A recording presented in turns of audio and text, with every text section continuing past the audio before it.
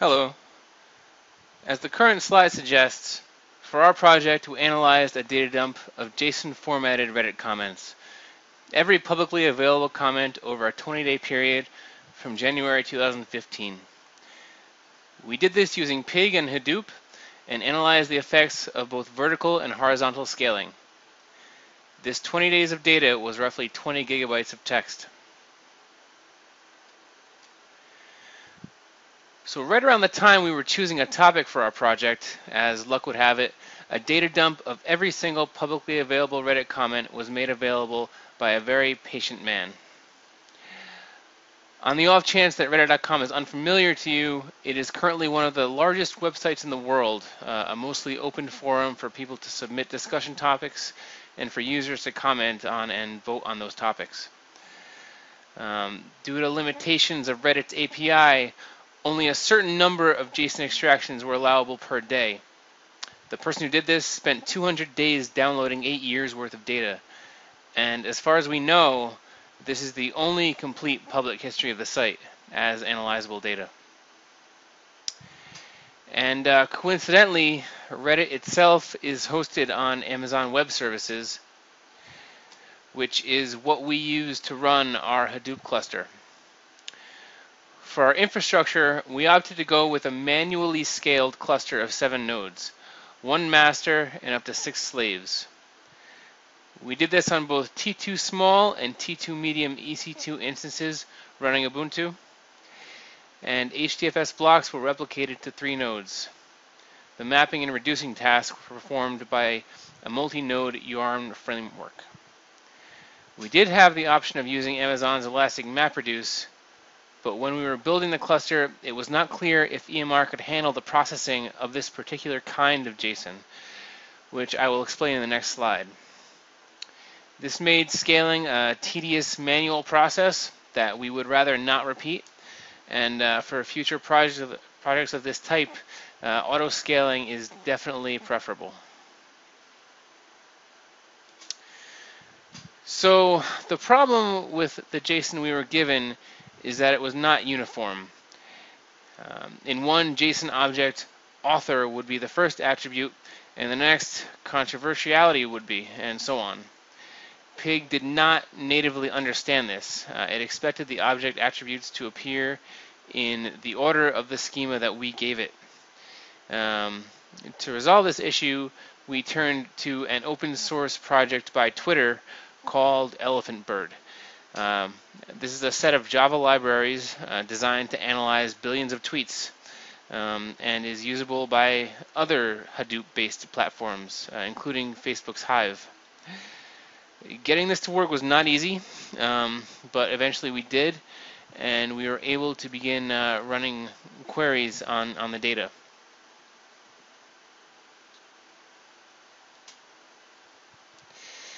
So we began with horizontal scaling, moving from 3 to 4 to 5 and finally to 6 nodes.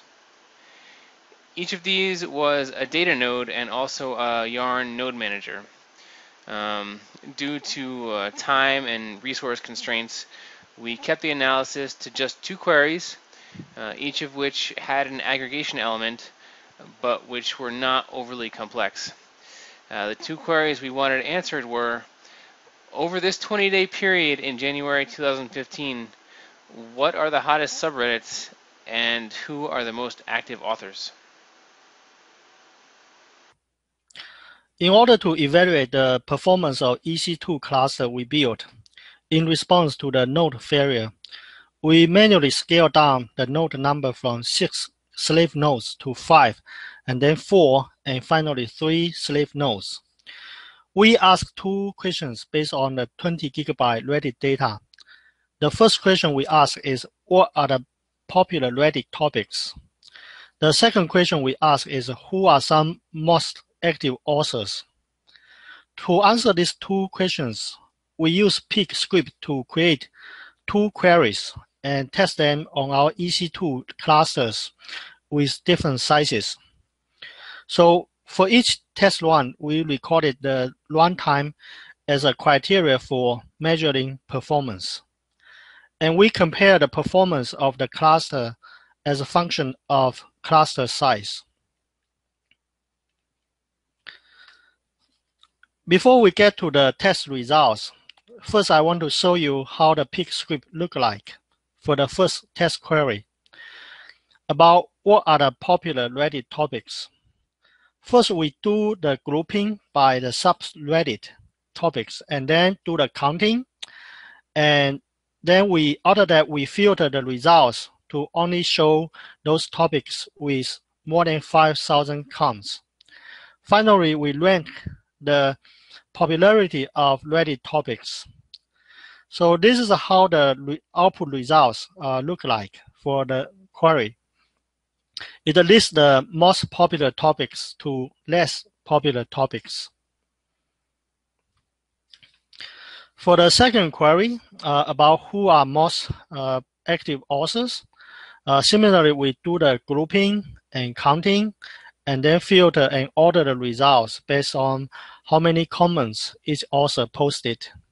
Here's how the result look like. As you can see, from the most active authors to less active authors. Okay, here comes the performance evaluation of the EC2 cluster we built. Showing you here in this chart is the runtime for the first query subreddit, and here's a runtime for the second query also. And clearly you can see the general trend here. The fewer nodes you have in the cluster, the longer it takes to execute the query. 3 nodes takes about 9.5 minutes, and 5 nodes takes about 7.2 minutes. So perhaps it's kind of surprising to see the 6 nodes actually takes slightly longer than 5 nodes. So we think there are a few reasons for this, including where the number 6 nodes is located and how the replica of the data chunks are distributed. So together for the both test queries, we can clearly see the general trend here, which is the performance actually degrades when you have the node failure. So we also tested the performance of the cluster on different computing power for each node.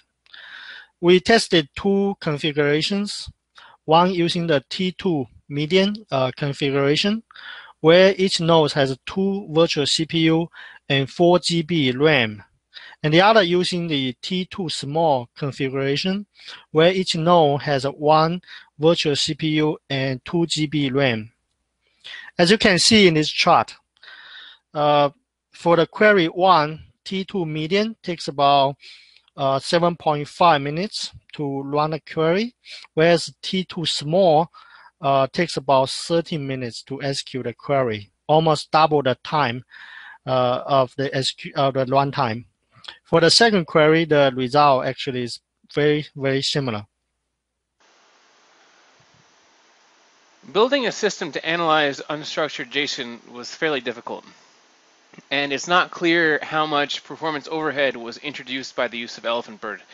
It may have been more efficient to build in logic to structure the text documents first and then process them in Pig natively. Our evaluation also indicates that the performance of EC2 clusters degrades in response to node failure. And this in turn shows the benefits of horizontal scaling of EC2 clusters. We did notice, however, that the introduction of a 6th node worsened performance instead of improving it. It's not clear what caused this, but we conjecture that possibly the data being processed by this node was not stored locally, or possibly that the node itself was located in some other rack, or possibly even some other data center, such that the other nodes had a hard time reaching it, and this introduced some excessive network latency. Further testing would be necessary to be sure. We also demonstrated the benefits of a vertical scaling by using more computer power for each node. In this small setup, vertical scaling actually produced a much greater improvement in performance than horizontal scaling. Again, more testing would be needed to determine at which point more of a performance benefit would be seen from horizontal scaling, and at which point it becomes more cost effective to choose one over the other. Ultimately, vertical scaling has an upper bound, hardware speed. Um, Horizontal scaling seemingly has no upper bound. Thank you.